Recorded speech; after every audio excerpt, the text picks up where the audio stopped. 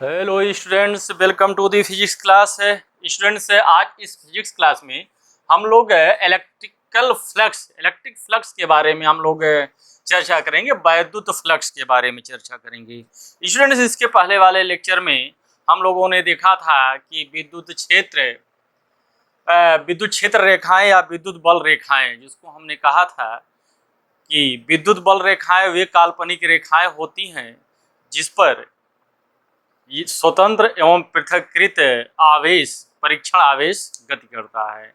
आज हम लोग किसी पृष्ठ से गुजरने वाली कुल विद्युत बल रेखाओं की संख्या के बारे में अध्ययन करेंगे, जिसका हम संबंध करेंगे कि इसको हम विद्युत फ्लक्स क्या है। आज हम लोग देखेंगे कि विद्युत फ्लक्स क्या होता है। स्टूडेंट्स, सपोज कीजिए कि हमारे पास एक पृष्ठ है, इस तरह से पृष्ठ है हमारे पास। इस पृष्ठ के लंबवत विद्युत बल रेखाएं निकल रही हैं। इस पृष्ठ के लंबवत विद्युत बल रेखाएं निकल रही हैं। इस पृष्ठ के लंबवत निकलने वाली कुल विद्युत बल रेखाओं की संख्या को ही हम विद्युत फ्लक्स कहते हैं। किसी पृष्ठ के लंबवत निकलने वाली कुल विद्युत बल रेखाओं की संख्या को हम विद्युत फ्लक्स कहते हैं। स्टूडेंट्स, यहाँ एक चीज हमको ध्यान देना पड़ेगा कि जो पृष्ठ का क्षेत्रफल होता है, यह एक वेक्टर क्वांटिटी होती है। अभी तक शायद आप जानते हो कि किसी पृष्ठ का क्षेत्रफल जो होता है स्केलर क्वांटिटी होता है, लेकिन नहीं, अब से आप ये जानिए कि किसी पृष्ठ का जो क्षेत्रफल होता है वह वेक्टर क्वांटिटी होता है। इसकी दिशा जो होती है पृष्ठ के अभिलंबवत होती है।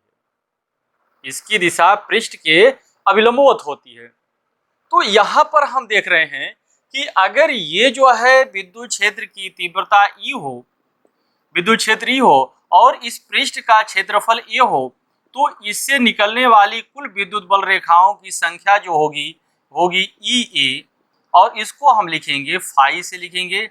यह जो होगा आपका विद्युत बल रेखा की संख्या होगी, जिसको हम विद्युत फ्लक्स कहते हैं। मीनिंग दैट विद्युत फ्लक्स क्या है? विद्युत क्षेत्र में स्थित किसी पृष्ठ के अभिलंबवत गुजरने वाली कुल विद्युत बल रेखाओं की संख्या को विद्युत फ्लक्स कहते हैं। विद्युत क्षेत्र में स्थित किसी पृष्ठ के अभिलंबवत गुजरने वाली कुल विद्युत बल रेखाओं की संख्या को विद्युत फ्लक्स कहते हैं। इसको हम लिख लें, विद्युत क्षेत्र में स्थित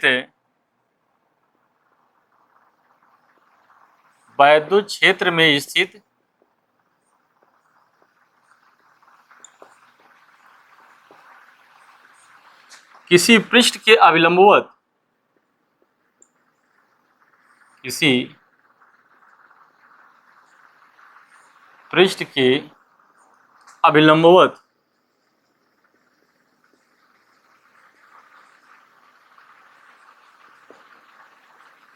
विद्युत क्षेत्र में स्थित किसी पृष्ठ के अभिलंबवत गुजरने वाली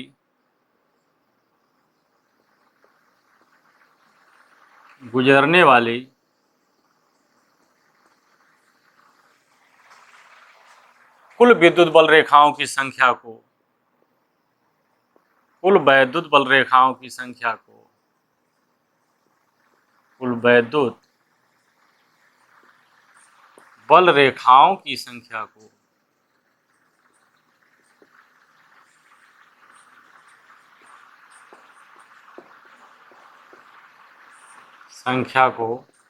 विद्युत फ्लक्स कहते हैं।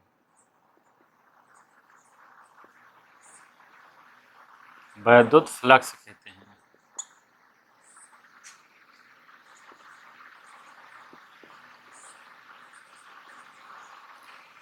विद्युत क्षेत्र में स्थित किसी पृष्ठ के अभिलंबवत गुजरने वाली कुल विद्युत बल रेखाओं की संख्या को विद्युत फ्लक्स कहते हैं। अर्थात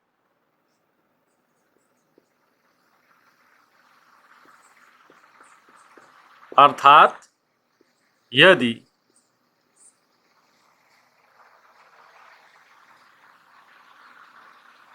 पृष्ठ का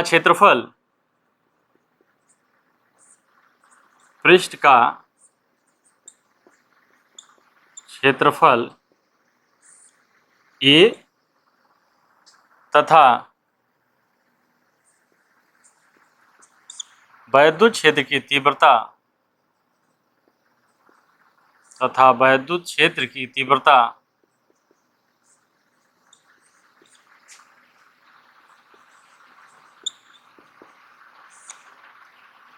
ई हो तो वैद्युत फ्लक्स, इलेक्ट्रिक फ्लक्स, तो वैद्युत flux phi E, magnetic flux को हम फाई से लिखेंगे तो यहाँ पर उसे डिफरेंट करने के, उसे विभेदित करने के लिए हम इसको फाई से लिखते हैं। Phi E is equal to हो जाएगा E into A, phi E is equal to हो जाएगा, phi E is equal to होगा ई इंटू ए। ये होगा आपका वैद्युत फ्लक्स। स्टूडेंट्स, अगर यह पृष्ठ जो है, यह पृष्ठ विद्युत बल रेखाएं जो गुजर रही हैं पृष्ठ के अभिलंबवत ना होकर के पृष्ठ क्षेत्रफल से, यानी कि क्षेत्रफल सदिश से थीटा कोण पर हो, यानी इस तरह से हो। सपोज करिए कि ये उससे के अभिलंबवत ना गुजर करके इस तरह से गुजर रही हो। यदि विद्युत बल रेखाएं पृष्ठ के अभिलंबवत ना गुजर करके पृष्ठ के क्षेत्रफल वेक्टर से थीटा कोण पर हो, यानी जो इसका अभिलंबवत होगा ये इस तरह से ये थीटा कोण बना रही हो, इससे थीटा कोण पर गुजर रही हो, तो क्या होगा? ध्यान दीजिए, ये अगर इसके थीटा एंगल पर अगर ये निकल रही हैं तो क्या होगा? तो स्टूडेंट्स, इस जो आपका क्षेत्रफल वेक्टर है उसको हम दो कंपोनेंट में डिवाइड कर लेंगे। एक ऊपर का कंपोनेंट हो जाएगा ए कॉस थीटा, और नीचे का जो कंपोनेंट हो जाएगा, इधर का कंपोनेंट जो हो जाएगा, इधर के कंपोनेंट को हम कह देंगे, इधर का जो हो जाएगा ए साइन थीटा। क्योंकि हमारी परिभाषा है पृष्ठ के अभिलंबवत का जो कंपोनेंट ए कॉस थीटा है, अतः जो है हमारे पास जो वैद्युत बल रेखाओं की संख्या मिलेगी या वैद्युत फ्लक्स फाई ई मिलेगा, वो मिलेगा हमारे पास ई इंटू ए कॉस थीटा। इसको भी लिख लेंगे हम, क्या लिखेंगे? यदि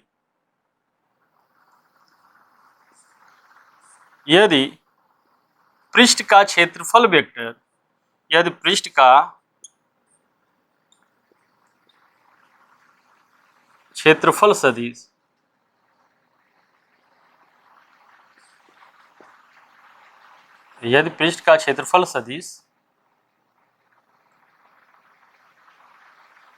वैद्युत क्षेत्र से थीटा कोण बनाता हो तो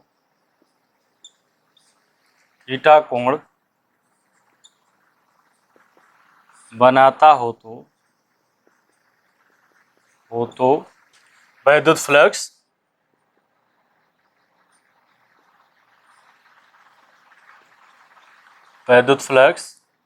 फाई ई बराबर हो जाएगा आपका ई into A cos theta, E into A cos theta हो जाएगा, E into A cos theta हो जाएगा, जहां थीटा क्षेत्रफल सदिश से विद्युत बल रेखाओं के बीच का एंगल है, वैद्युत बल रेखाओं की दिशा के बीच का एंगल है। स्टूडेंट, इसको नोट कर लें, इसको नोट कर लें। तो फिर इस पर कुछ कंडीशन की हम लोग चर्चा करें। पास करके नोट करिएगा, मिटा दें इसको।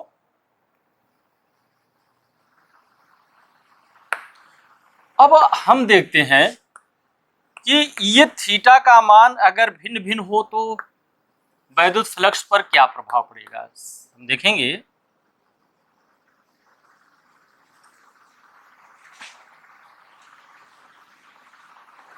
इसे हमने अभी पढ़ा है कि वैद्युत flux phi E is equal to E into A cos theta.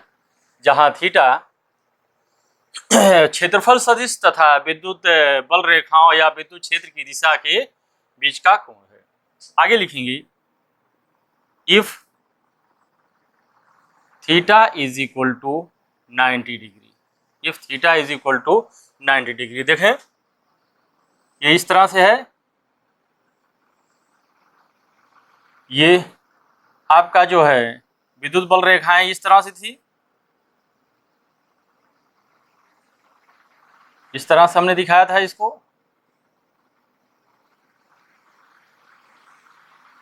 ये इसके अभिलंबोत था, या आपका ई था, और इसको हमने दिखाया था जब थीटा के लिए दिखाया था इस तरह से, थीटा के लिए हमने दिखाया था ये इस तरह से था।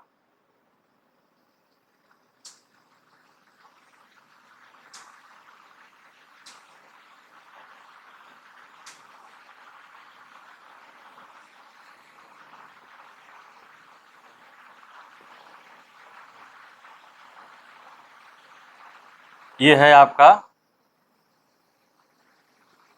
क्षेत्रफल वेक्टर, ये आपका जो है थीटा है। हम कह रहे हैं theta is equal to 90 degree, theta का मान जो है 90 डिग्री हो जाए, मीन्स जो है विद्युत बल रेखाएं इस तरह से हो जाए, विद्युत बल रेखाएं की दिशा इस तरह से हो जाए। ये जो हो जाएगा थीटा का मान हो जाएगा 90 डिग्री। अगर विद्युत बल रेखाएं ई की दिशा इस तरह से हो जाए, अगर मैं दूसरा फिगर बना दूं इसको, तो कुछ यूँ समझिए कि ये जो है आपका क्षेत्रफल सदिश है, क्षेत्रफल सदिश की दिशा में वेक्टर है, और विद्युत क्षेत्र की दिशा ये हो जाए, ये होगा अब 90 डिग्री।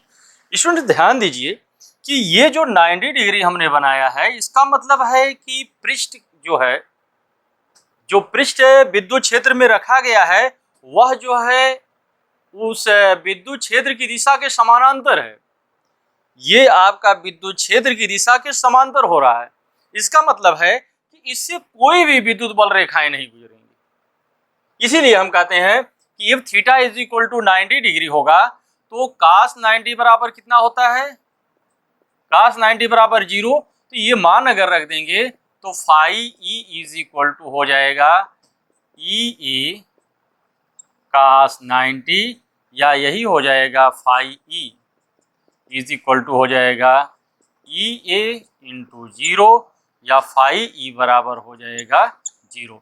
अर्थात जब कोई पृष्ठ विद्युत क्षेत्र की दिशा के समांतर, यानी विद्युत क्षेत्र की दिशा में अगर पृष्ठ होता है, तो उससे कोई भी विद्युत बल रेखाएं नहीं गुजरती हैं। अर्थात उस पृष्ठ से संबद्ध विद्युत फ्लक्स का मान शून्य होता है। उस पृष्ठ से संबद्ध विद्युत फ्लक्स का मान कितना होगा, शून्य होगा। दूसरी कंडीशन हम देखते हैं, नंबर 2 देखेंगे, इफ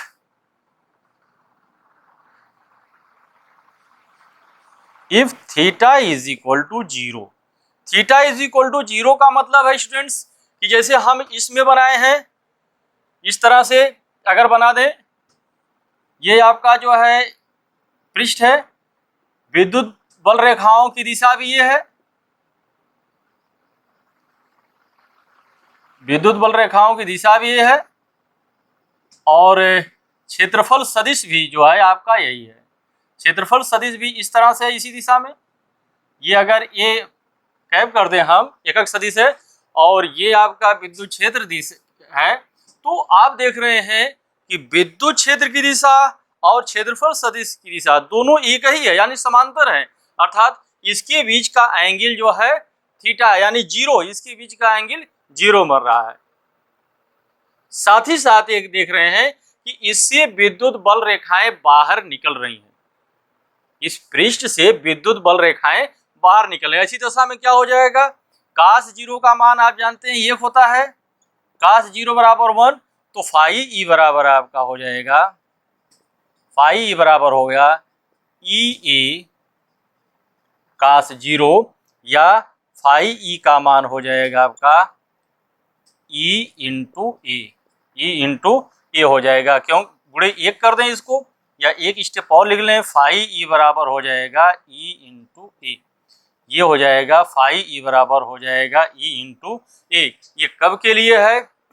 जब पृष्ठ का क्षेत्रफल विद्युत क्षेत्र की दिशा के अभिलंबवत हो, विद्युत क्षेत्र की दिशा के अभिलंबवत हो। दूसरा चीज हमको यहाँ पर ये मिल रहा है कि अगर हम थीटा का मान 180 डिग्री लिख दें, ले लें, if theta is equal to 180, अगला पॉइंट हमारा होगा if theta is equal to 180 degree. 180 degree का मतलब है स्टूडेंट्स कि अगर ये इस तरह से है, विद्युत बल रेखाएं इस तरह से है,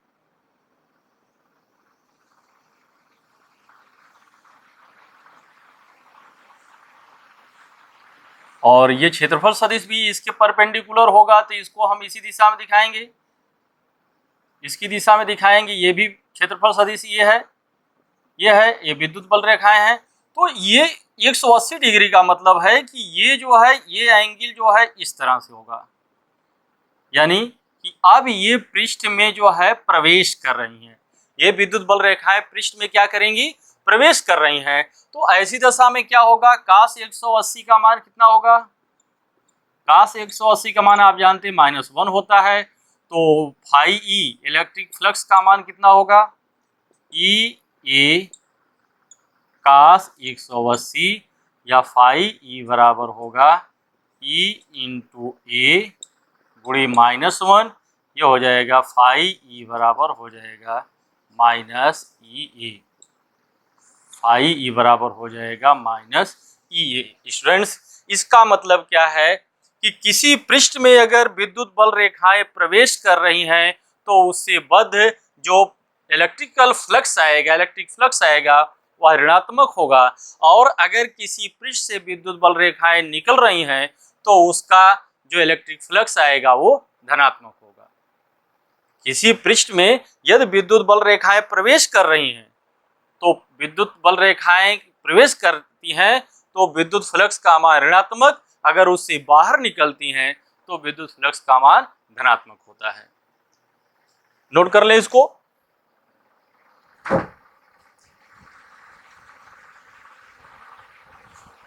नोट कर लिया स्टूडेंट्स। अब यहां पर एक चीज देखिए कि इलेक्ट्रिकल फ्लक्स जो हमने लिखा है ये आ रहा है आपका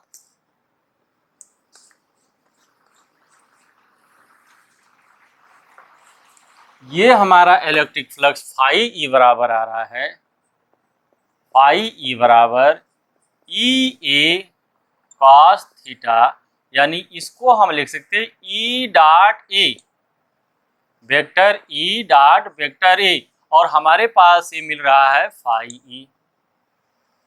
आप जैसे लिखते हैं डॉट प्रोडक्ट में होता है vector A dot vector B, आप लिखते हैं vector A dot vector B बराबर होता है A B cos theta. Vector A dot vector B is equal to होता है ए बी कॉस थीटा। उसी तरह से हमने लिखा है, अगर कहीं लिखा है vector E dot vector A is equal to E A cos theta, आप जानते हैं तो वेक्टर क्वांटिटी का डॉट प्रोडक्ट जो होता है वह स्केलर क्वांटिटी आता है, मीनिंग दैट यहाँ पर फाई ई जो है आपका, जो आपका इलेक्ट्रिक फ्लक्स है, यह स्केलर क्वांटिटी है। स्केलर क्वांटिटी होने से एक क्लू ये भी मिलता है हमारे पास कि हम छोटे छोटे क्षेत्रफल को लेकर के उससे संबद्ध इलेक्ट्रिक फ्लक्स का कैलकुलेशन करेंगे, तत्पश्चात सबको जोड़ करके संपूर्ण पृष्ठ से बद्ध इलेक्ट्रिक फ्लक्स का मान निकालेंगे। सपोज करेंगे कि ये हमारे पास अगर यश1 है, यश2 है, यश3 है, तो सभी फ्लक्स को हम क्या करेंगे? सबसे संबद्ध, इसे संबंध जो है इलेक्ट्रिक फ्लक्स होगा फाई वन, इसको लिखेंगे ई S1 cos θ1 और φ2 बराबर E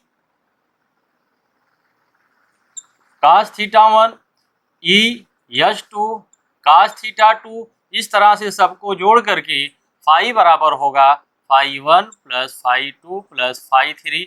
सबको जो है हम अलजेब्राइक सम कर देंगे तो यही हमें सम जो प्राप्त होगा संपूर्ण विद्युत फ्लक्स प्राप्त होगा। इसका एक आसान तरीका है कि इसका हम इंटीग्रेट कर दें, छोटे छोटे भाग को निकाल करके हम ds निकाल लेंगे। ds पार्ट का एक छोटा सा क्षेत्रफल लेकर, एक छोटा सा पृष्ठ लेकर इससे बद्ध विद्युत फ्लक्स निकाल लेंगे और उसको क्या करेंगे, अगर ये विद्युत फ्लक्स आ गया डी फाई तो ये हो जाएगा आपका E into D S cos phi और टोटल के लिए हो जाएगा phi is equal to integration E D S cos theta हो गया। इस तरह से हम क्या करेंगे, निकाल लेंगे। यानी हम इसको लिख सकते हैं, इसको लिख लेंगे, यदि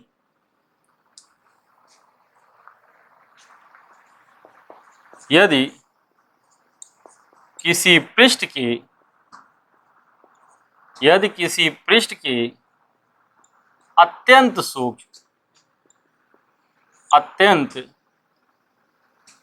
सूक्ष्म पृष्ठीय क्षेत्रफल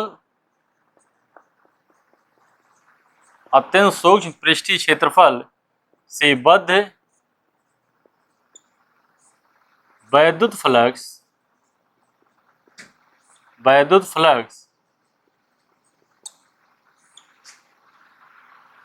डी फाई ई हो तो डी फाई बराबर क्या हो जाएगा, डी फाई बराबर होगा E into D S cos theta. ये हो जाएगा डी फाई बराबर हो जाएगा E into D S cos theta, जहां थीटा क्या है, क्षेत्रफल सदिश, जहां थीटा क्षेत्रफल सदिश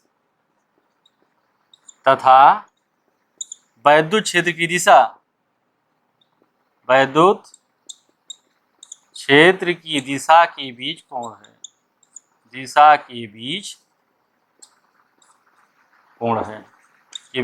कोण है, यानी या अगर हम संपूर्ण पृष्ठ से बद्ध निकालें तो आगे लिखेंगे, अतः संपूर्ण पृष्ठ से बद्ध,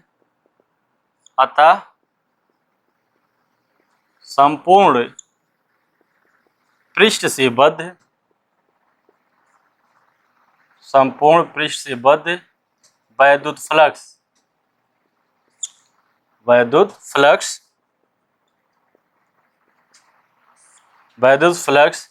phi E is equal to integration, आप क्लोज कर्व का है, क्लोज इंटीग्रेशन कर दें, D phi E is equal to हो जाएगा integration E D S cos theta, या फाई ई बराबर हो जाएगा, E को कॉमन ले लें, ये हो जाएगा डी एस कॉस थीटा। इसका जो है इंटीग्रेट करके हम फाई ई का मान निकाल लेंगे। स्टूडेंट, इसका प्रयोग करके हम कुछ न्यूमेरिकल को समझेंगे तो हमारा कॉन्सेप्ट और क्लियर होगा। सपोज करिए कि हमारे पास एक विद्युत क्षेत्र की दिशा ये है,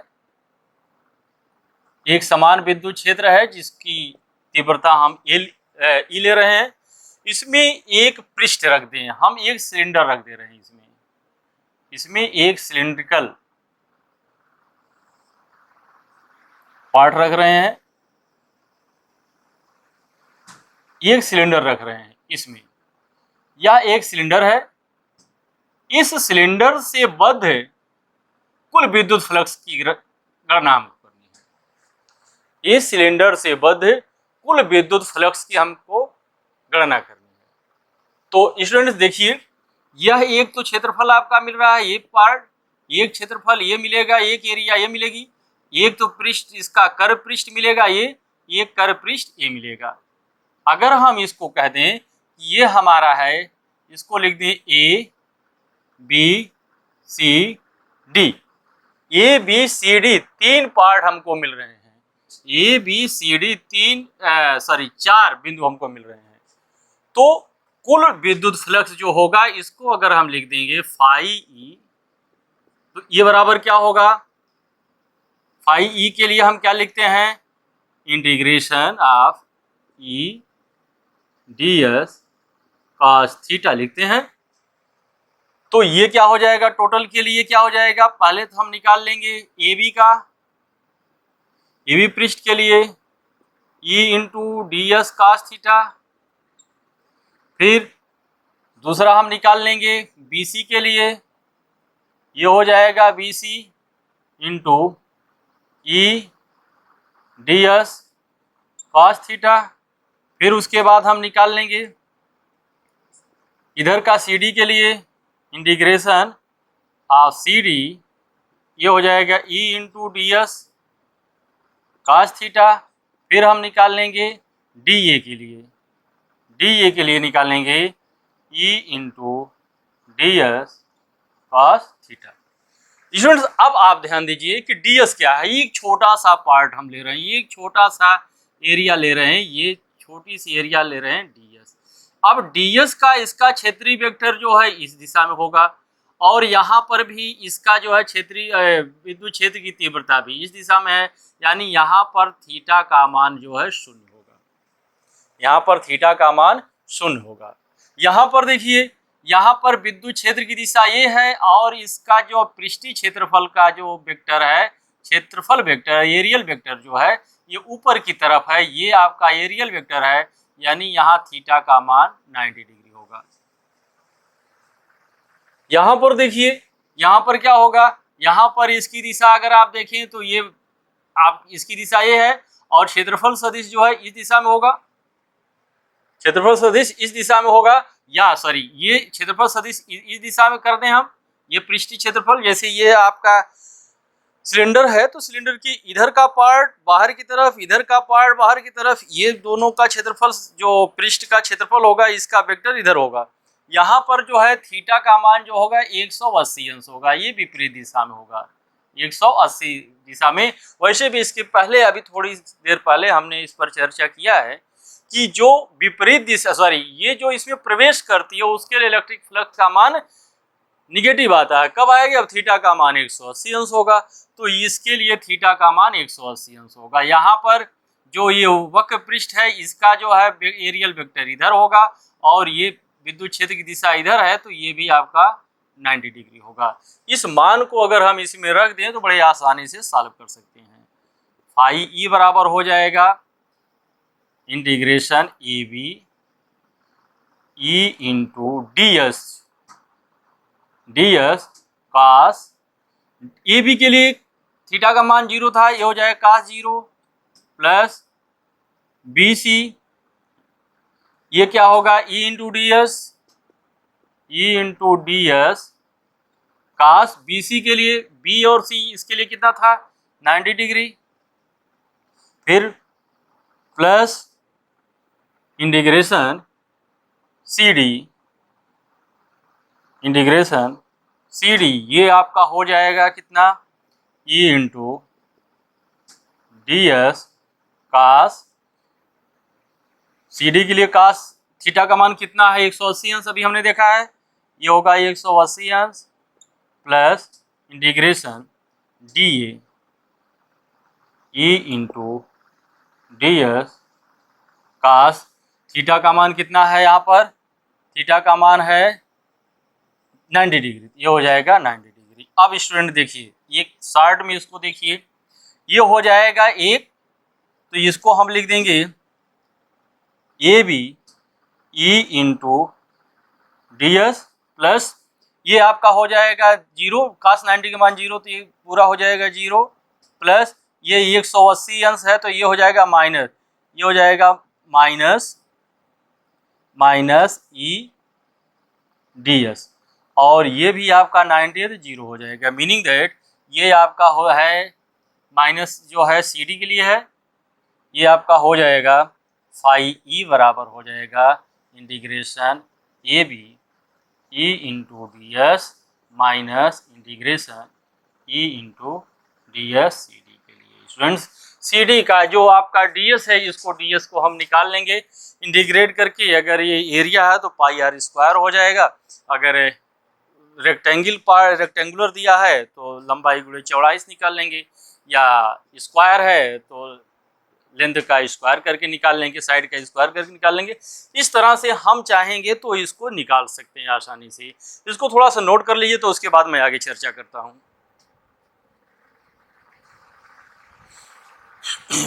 नोट कर लिया? चलिए अब हम एक स्फीयर लेते हैं। अब हम एक स्फीयर लेते हैं, स्फीयर के सेंटर पर क्यू चार्ज रखते हैं और इसकी पृष्ठ पर इलेक्ट्रिक फ्लक्स निकालने की कोशिश करते हैं। जैसे मान लीजिए कि यह एक स्फीयर है और ये मानते हैं कि इस पर प्लस क्यू चार्ज है और इससे बद्ध हम इलेक्ट्रिक फ्लक्स की गणना करना चाहते हैं। तो स्टूडेंट ध्यान दें कि विद्युत बल रेखाएं आप जानते हैं कि इस पृष्ठ के लंबवत रेडियली आउटवर्ड होंगी। अगर प्लस है रेडियली आउटवर्ड होंगी और निगेटिव है तो इनवर्ड होती हैं। अगर इसको हम देखें तो आप ये देखेंगी कि लगेगा कि यहाँ से होकर के जा रही हैं, ये लगेगा कि यहाँ से होकर जा रही हैं। और आप जानते हो कि किसी भी स्फीयर में अगर सेंटर से कोई पॉइंट उसकी परिधि से या सरफेस से मिला देते हैं तो सीधे इस पर लंबवत होती है, वो सीधे इस पर लंबवत होती है। ये एक छोटा सा पार्ट हम ले लेते हैं यहाँ, एक छोटा सा पार्ट ले लेते हैं यहाँ पर, जिसकी एरिया आपकी DS है।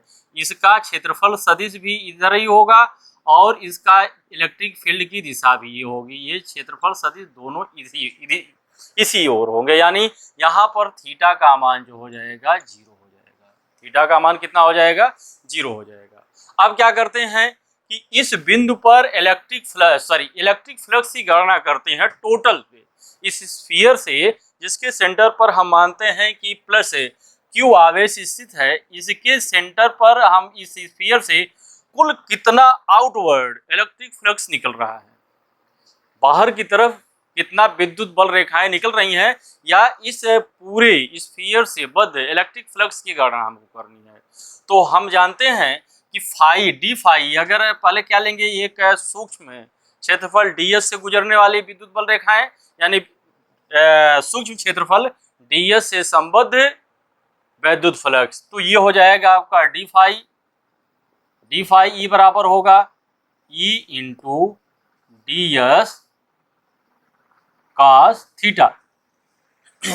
अब वो क्या हो जाएगा, यहाँ पर थीटा बराबर क्या हो जाएगा, यहाँ पर थीटा बराबर जो है 0 है, तो डी फाई ई बराबर हो जाएगा D phi E is equal to E into DS cos 0 का 0 का मान 1 होता है, तो डी फाई ई बराबर हो जाएगा E इंटू DS। अब क्या होगा, अगर टोटल स्फीयर के लिए ले लें तो हम इस पर क्या करेंगे कि सीधे सीधे इसका इंटीग्रेट इसको कर देंगे। डी फाई ई ये हो जाएगा E इंटू ये बराबर हो जाए integration of E into DS, या फाई ई बराबर हो जाएगा इंटीग्रेशन E इंटू DS। अब हम क्या करते हैं इसमें स्टूडेंट, देखिए फाई ई बराबर हो गया ई तो कांस्टेंट है, इंटीग्रेशन ऑफ DS आपका स्फीयर है, स्फीयर का जो क्षेत्रफल होता है 4 पाई आर स्क्वायर होता है, यानी फाई ई बराबर हो जाएगा आपका E into 4 pi R square.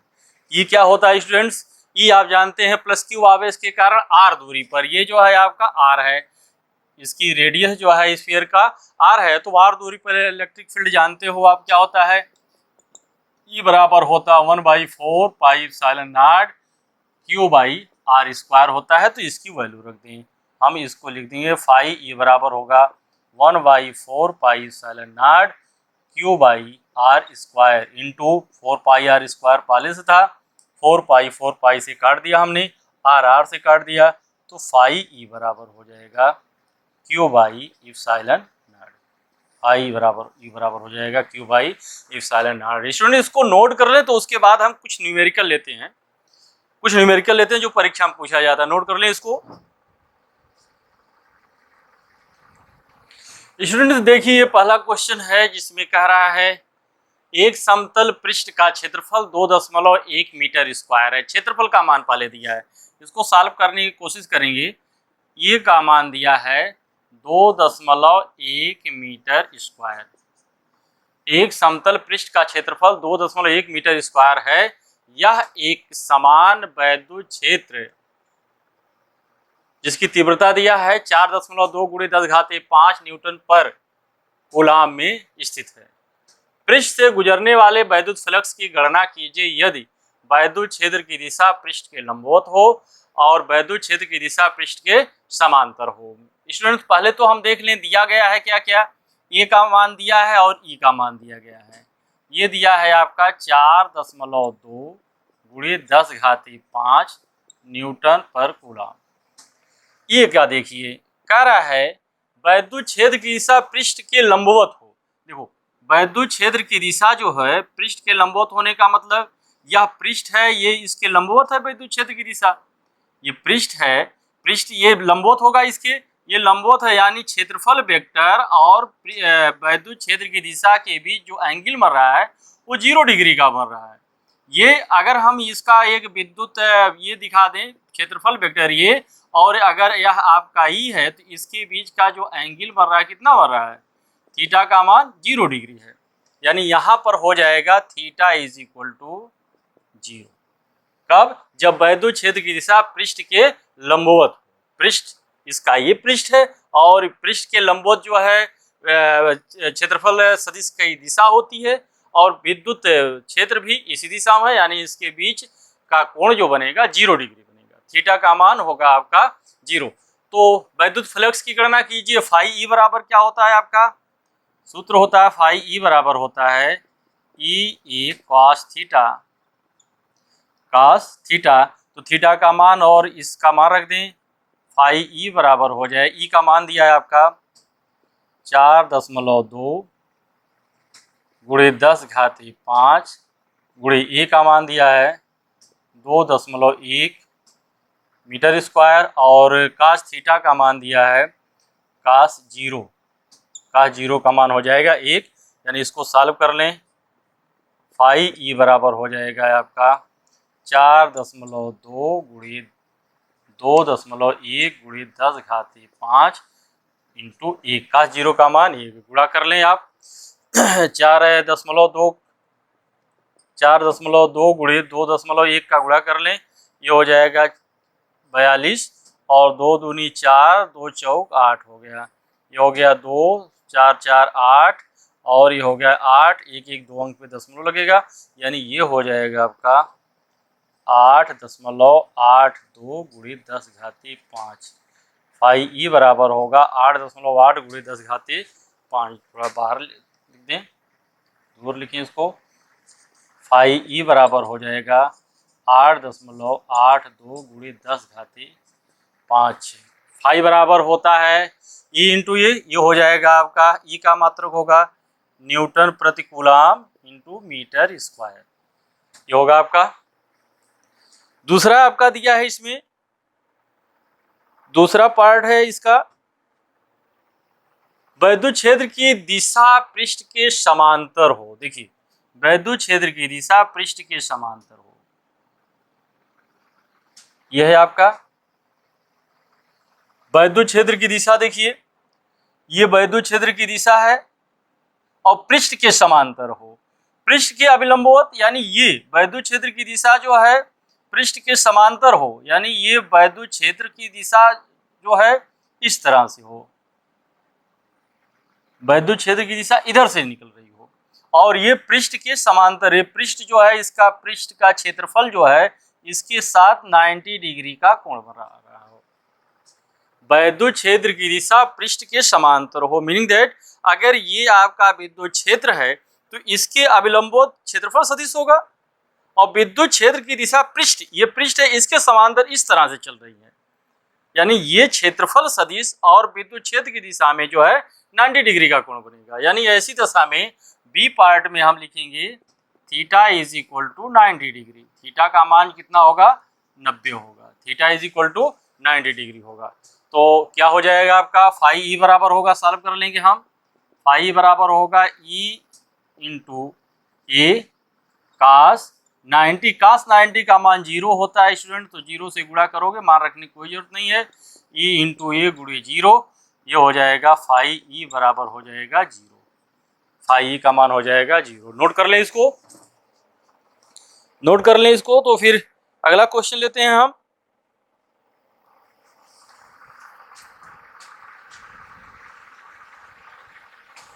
Note कर लिया, पॉज करके नोट करिएगा। अगला क्वेश्चन लेते हैं।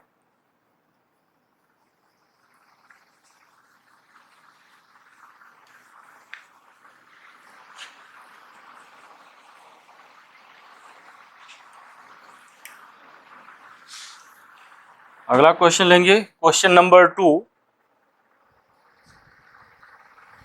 स्टूडेंट्स अगला क्वेश्चन देखिए है क्वेश्चन नंबर 2, दिया इसमें वैद्युत क्षेत्र E बराबर 2I plus 4J plus 7K में रखने पर पृष्ठ S is equal to 10J से होकर कितना फ्लक्स बाहर आएगा। यह आपका वेक्टर के रूप में इस्तेमाल किया गया है। ये वेक्टर E है और ये वेक्टर S है। हमें वैद्युत फ्लक्स का मान ज्ञात करना है। पृष्ठ का क्षेत्रफल जो दिया है 10J, जो क्षेत्रफल सदिश दिया है 10J दिया गया है, और इलेक्ट्रिक फील्ड जो दिया गया है 2I plus 4J plus 7K। इसको सॉल्व करेंगे। आप जानते हैं कि फाई बराबर होता है, इलेक्ट्रिक फ्लक्स फाई ई बराबर होता है E इंटू ए कास थीटा। ये आपका E डॉट ए लिख सकते हैं, वेक्टर E डॉट वेक्टर ए, यानी इसको लिख दें फाई ई बराबर हो जाएगा वेक्टर E डॉट वेक्टर ए, वेक्टर E डॉट वेक्टर ए, इसको लिख सकते हैं। अब हमारे पास क्या आएगा, फाई ई बराबर आपका आ जाएगा, फाई ई बराबर आ जाएगा वेक्टर E, वेक्टर E का मान आएगा आपका 2I plus 4J plus 7K, 2I plus 4J plus 7K। Phi आपका है 2I plus 4J plus 7K, और ए का मान दिया है वेक्टर यस। यहाँ पर ए बराबर वेक्टर यस दिया है, तो ये हम वेक्टर यस की जगह जो है, अगर हम चाहें वेक्टर ए को लिख लें, यही दिया है vector S is equal to दिया है आपका 10J, ये दिया है 10J। ये आपका स्टूडेंट्स क्या हो जाएगा, इसको अगर IJK के रूप में लिखें तो गुणा करने में आसानी होगी, आप समझ भी सकते हैं इसको। इसको हम लिख दें 0I plus 10J plus 0K, जो कंपोनेंट नहीं दिया उसको हम 0 लिख देते हैं। अब उसके बाद हम इसको सॉल्व कर लेंगे। कैसे लिखेंगे, phi E is equal to आप जानते हैं vector E dot vector A, या इसी को हम लिख सकते हैं vector E dot vector S लिख सकते हैं। ये मान रख दें हम 2I plus 4J plus 7K, और यहाँ होगा 0I plus 10J plus 0K। Into कर दें स्टूडेंट्स, देखो इसका इसमें गुणा करोगे 0 हो जाएगा, 4 इंटू 10 ये हो जाएगा आपका, पहले लिखेंगे ये हो जाएगा आपका 2 गुणे 0I प्लस 4 गुणे सॉरी I इंटू आई 1 हो जाएगा, तो ये हो जाएगा 2 गुणे 0 प्लस 4 गुणे 10 प्लस 7 गुणे 0। ये होगा आपका K इंटू के डॉट के, देखो K डॉट के इज इक्वल टू हो जाए K इंटू के कास 0 का 0 का मान 1 हो गया, तो K इंटू के मिलकर के 1 हो जाएगा, इसका मान जो हो जाएगा 1 हो जाएगा। ये चूंकि दोनों एक ही दिशा में है, ये भी एक है ये भी एक है, और ये हो जाएगी एक हो जाएगा। K और K ये जो वेक्टर होते हैं इसके एकक सदिश हैं, इसका मैग्नीट्यूड 1 होता है, तो इसमें थीटा का मान K की दिशा में 0 एंगल होगा, तो ये 1 हो जाएगा। बाकी अगर आप इसमें गुणा करोगे I का J में करोगे तो I डॉट J देखो क्या होगा, I vector i dot vector j बराबर हो जाएगा आई जे कास 90 हो जाएगा। 90 का मान 0 होगा, कास 90 का मान हो जाएगा 0। मैंने कि इसका जितने भी गुणा करोगे आप 0 होगा। ये आप जब वेक्टर क्वांटिटी और स्केलर क्वांटिटी पढ़ रहे थे तो उसमें आपने देखा होगा कि डॉट प्रोडक्ट हम कैसे मल्टीप्लाई करते हैं। तो ये हमारे पास अब आ जाएगा कितना, 4 दहा में 40। कितना आ जाएगा, 40। ये आएगा आपका newton metre square by coulomb. Newton metre square by coulomb. Student note कर लें इसको।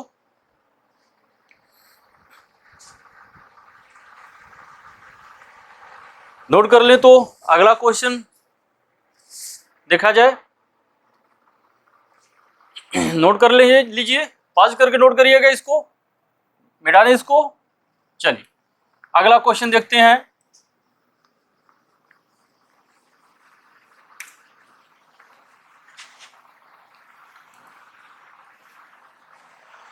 अगला क्वेश्चन देखते हैं। चलिए स्टूडेंट्स, अगला क्वेश्चन है आपका तीव्रता E बराबर 1.2 ई, सॉरी ये वेक्टर क्वांटिटी है। E बराबर 1.2 आई प्लस 1.6 जे न्यूटन पर कूलाम दी गई है। वाई जेड अक्ष के समांतर, वाई जेड अक्ष के समांतर होगा। ध्यान दो, वाई और जेड अक्ष के दोनों के समांतर होगा। इसका मतलब क्या है, आई होगा। वाई और जेड दोनों अक्ष के समांतर है, इसका मतलब ये एक्सिस जो होगा आपका क्या होगा, जेड होगा। वाई और जेड होगा, ये एक्सिस क्षेत्रफल सदिश जो होगा ये एक्स अक्ष होगा। इस पृष्ठ का जो है क्षेत्रफल सदिश होगा ये एक्स एक्सिस होगा, यानी आई होगा।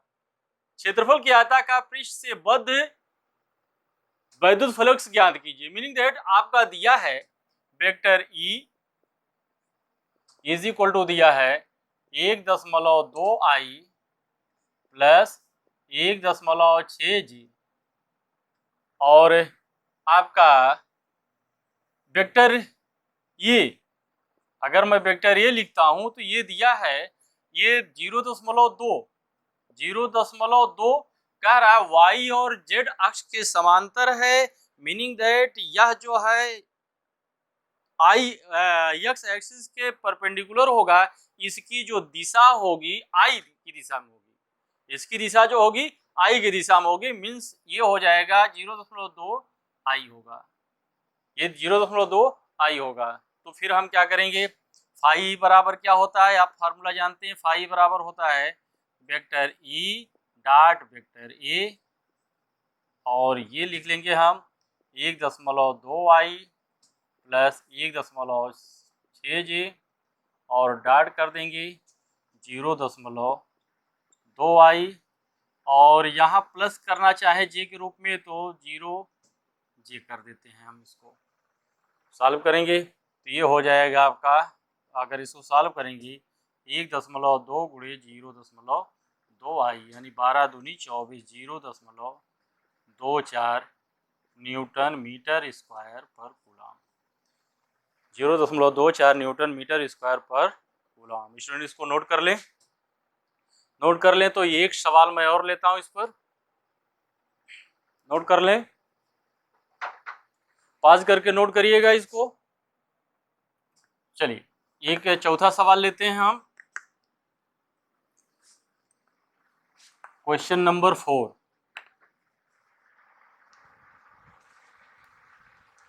स्टूडेंट्स अगला क्वेश्चन है, देखिए 4500 फ्लक्स रेखाएं किसी निश्चित आयतन के क्षेत्र के भीतर प्रवेश कर रही हैं। मीनिंग दैट फाई 1 दिया है 4500 फ्लक्स रेखाएं किसी निश्चित आयतन के क्षेत्र में प्रवेश कर रही हैं तथा 2500 फ्लक्स रेखाएं बाहर निकल रही हैं। 2500 फ्लक्स रेखाएं जो है फाई 2 का मान दिया है 2500 फ्लक्स रेखाएं बाहर निकल रही हैं। क्षेत्र से संबद्ध कुल फ्लक्स ज्ञात कीजिए। क्षेत्र से संबद्ध कुल फ्लक्स का मतलब है कि मान लीजिए कि कोई आयतन इस तरह से दिया गया है, कोई मान लो कोई घन आप है, इस तरह से दिया गया है।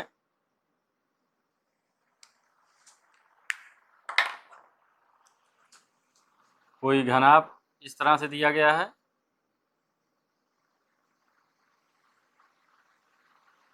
ये इस तरह से है। इसमें जो है इससे निकलने वाली, अगर मैं इस दिशा में दिखाऊं तो इससे निकलने वाली जो विद्युत बल रेखाएं हैं, इनकी जो संख्या दी गई है, विद्युत बल रेखाओं की संख्या जो दिया गया है आपका 2500 है। इधर फाई 1 दिखा, फाई 2 है 2500, और इधर जो प्रवेश कर रही हैं विद्युत बल रेखाएं, इनकी जो संख्या दिया है 4500 दिया गया है। प्रवेश करने वाली विद्युत बल रेखाओं की संख्या इधर फाई 1 जो दिया है हमने, इसमें प्रश्न में दिया गया है 4500। स्टूडेंट्स ध्यान दीजिए कि अभी इसमें अगर थोड़ा सा ध्यान देंगे तो ये इसका क्षेत्रफल सदिश इधर होगा और ये इसके साथ 180 डिग्री का कोण बना। देखो ये क्षेत्रफल सदिश इधर इधर होगा, ये इसके साथ जो है 180 डिग्री का कोण बनाएगा, और ये इसके साथ यहाँ पर थीटा बराबर होगा 180, और यहाँ इसके साथ क्षेत्रफल सदिश ये जो होगा थीटा बराबर हो जाएगा, इसी की दिशा में थीटा बराबर 0 होगा। मीनिंग दैट ये विद्युत बल रेखा इसमें प्रवेश कर रही है। अभी इसके पहले हम लोग चर्चा किए थे कि किसी पृष्ठ में जब विद्युत बल रेखाएं प्रवेश करती हैं तो विद्युत फ्लक्स ऋणात्मक होता है, और जब उस पृष्ठ से विद्युत बल रेखाएं बाहर निकलती हैं तो विद्युत फ्लक्स का मान धनात्मक होता है। मीनिंग दैट ये प्रवेश करने वाली विद्युत बल रेखाएं जो हैं ये आपका फाई 1 का मान माइनस होगा, यानी हम यहाँ पर फाई 1 का मान माइनस रखेंगे, ये होगा -4500। और ये विद्युत बल रेखाएं इस पृष्ठ से निकल रही हैं तो ये स्वाभाविक है कि जो निकलने वाली विद्युत बल रेखाएं उसका संबद्ध विद्युत फ्लक्स का मान धनात्मक होगा, तो ये प्लस होता है। अब पूछ रहा है क्षेत्र से संबद्ध कुल विद्युत फ्लक्स। कुल फ्लक्स निकालने के लिए आप जानते हैं कि इसका जो है अलजेब्राइक सम कर देंगे। फाई ई बराबर हो जाएगा फाई 1 प्लस फाई 2, या फाई ई बराबर आपका हो जाएगा, फाई 1 का मान है -4500 प्लस 2500, यानी ये हो जाएगा आपका 000 और हो जाएगा 2000 -2000, यानी फाई ई बराबर हो जाएगा -2000 न्यूटन मीटर स्क्वायर प्रति कूलम। स्टूडेंट्स आज के लेक्चर में बस इतना ही। इससे संबंधित आपके पुस्तक में बहुत सारे प्रश्न दिए गए हैं, उनको सॉल्व करने की कोशिश कीजिए और आप लोग प्रैक्टिस करते रहिए। अगले लेक्चर में हम लोग इसके आगे का जो टॉपिक है गॉस थ्योरम, इसके बारे में चर्चा करेंगे। तब तक आप लोग अध्ययन करते रहिए। Best of luck.